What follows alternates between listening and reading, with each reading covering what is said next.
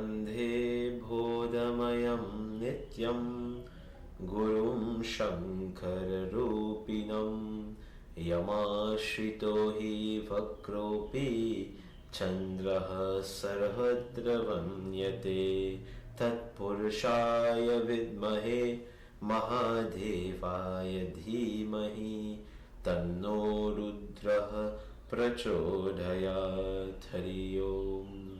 Om Namah Shivaya, and welcome to Hinduism in Focus. We are speaking in the month of February on the glorious power of Lord Shiva, Shiva worship, and Mahashivratri, because in this holy month we are observing this most prominent and ever sought after festival of Shiva called Mahashivratri, which we literally refer to as the night of Shiva.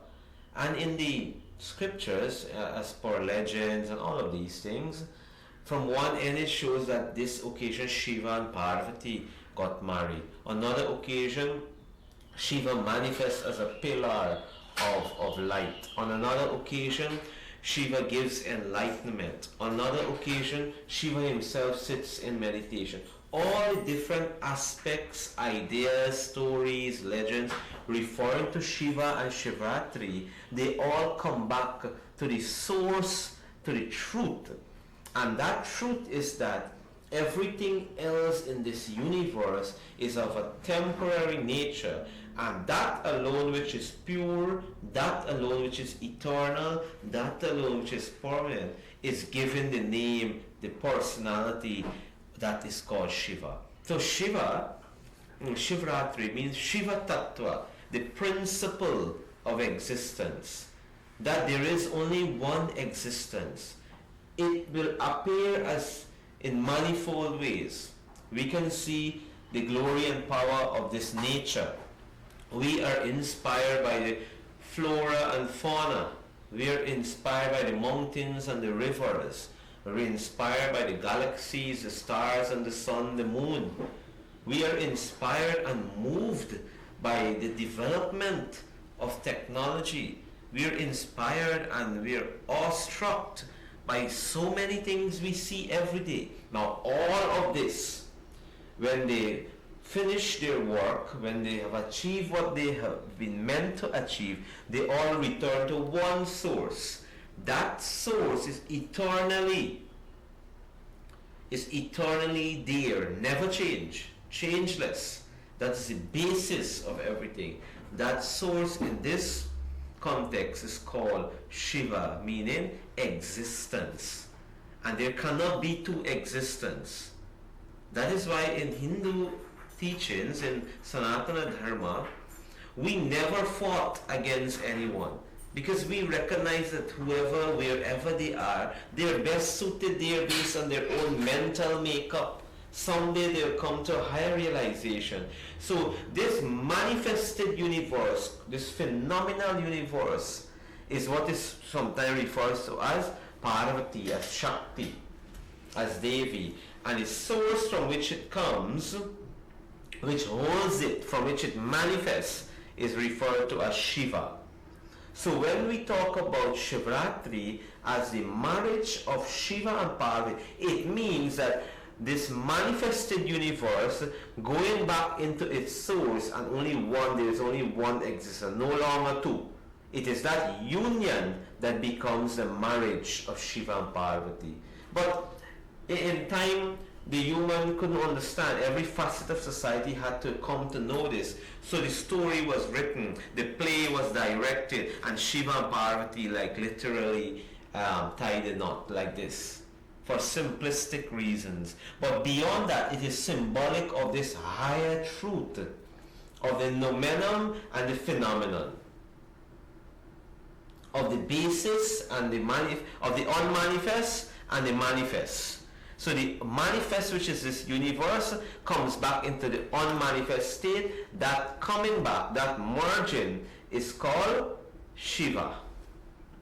It is the observance of that is called Shivratri. So it must not be taken literal. It can, of course, it depends on how you approach. But this is the deeper idea of it, and it is that ultimate truth of bringing the manifest universe and the unmanifest seed together is called Shivratri. That thing is called Shiva Linga. That thing is worship as a source. That's why the egg of life. Shiva Linga is supposed to be an egg-shaped stone.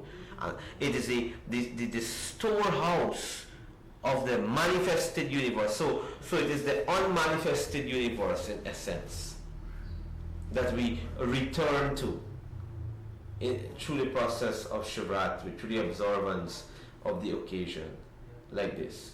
So that is how the idea of the marriage of Shiva and Parvati comes up, to bring home this truth, to bring home this reality. And all the schools of Hindu thought, of Hindu philosophical thought, Vedanta, this is what we talk about. And even in greater symbology, look at this. You will see that most active, dynamic form, sometimes fierce, sometimes subject to ridicule by outsiders, Mahakali, she stands on Shiva, and the bhakta of Shiva says, oh, how can this be? And they're angry. Durga stands on Shiva, and she dances on Shiva, and Shiva lies down there dormant as he's sleeping, nothing is happening, and he's doing nothing.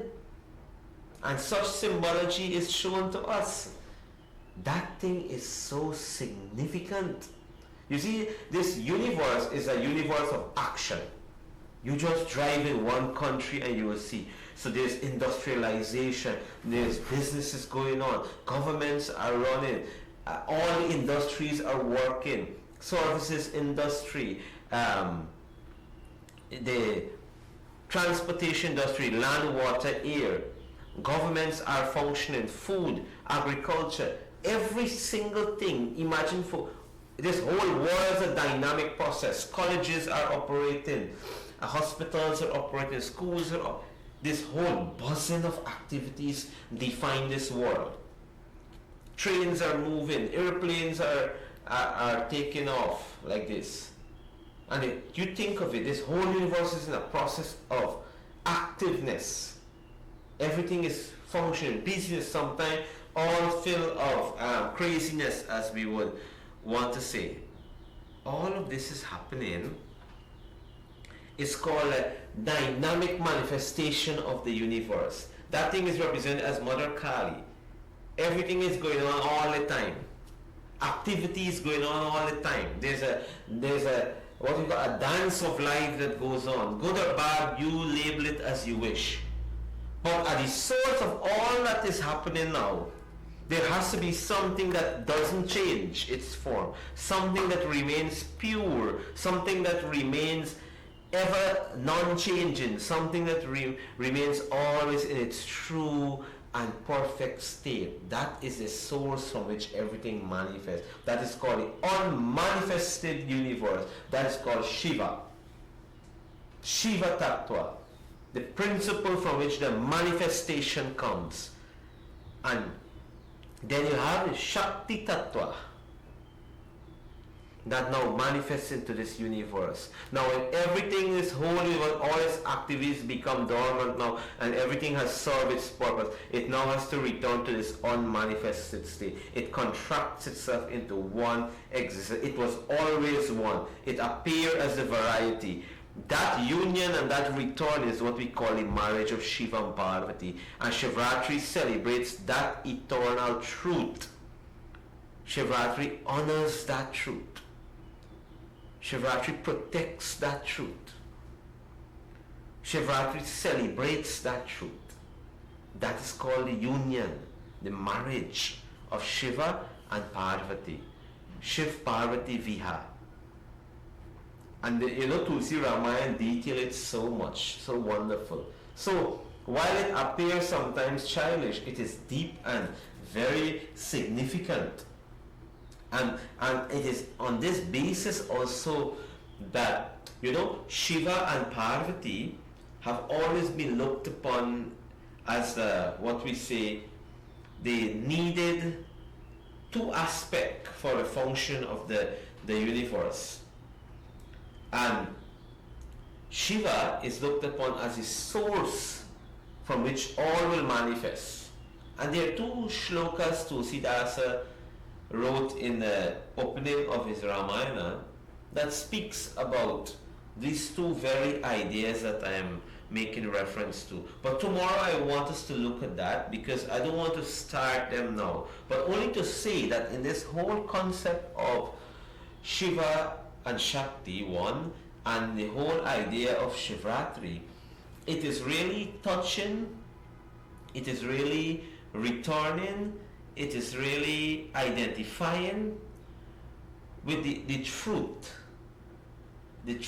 of this existence, the truth of this universe, and the truth of our own self. Because look, that whole process that I have given some idea of just now, the universe manifested and then coming back to its unmanifested state, and that returning to its unmanifested state, is called the union of Shiva and Parvati, which is worship and celebrate as Shivratri, right? A night of realization. So the saints and sages come, whoever comes to realize that truth, that the manifested universe of varieties and forms come back into non-variety, non-forms, into the unmanifested state. That thing is called self-realization. So the Shivratri is a night of realization, where in the tradition, you ordain, you give sannyas diksha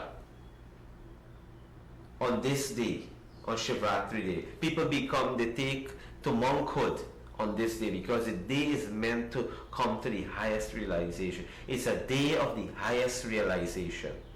It's a day of the ultimate realization. The saints and sages looked upon this day as that true unity, where one come to recognize, even for one moment, that ultimate truth which never changes. And that truth is that there is existence that is one. So Shiva and Parvati becomes one and the same, and there was never a separation between them. And that is why you see sometimes Shiva is shown as half man and half woman. That is Parvati on one side and Shiva on the other side, showing that everything merges back, returns to its source. It is bound to return to its source. You can go anywhere you want to go, but you must return someday to your home. In fact, you long to return there. So too is the universe. And Sanatan Dharma, this Sanatan Dharma, one last point.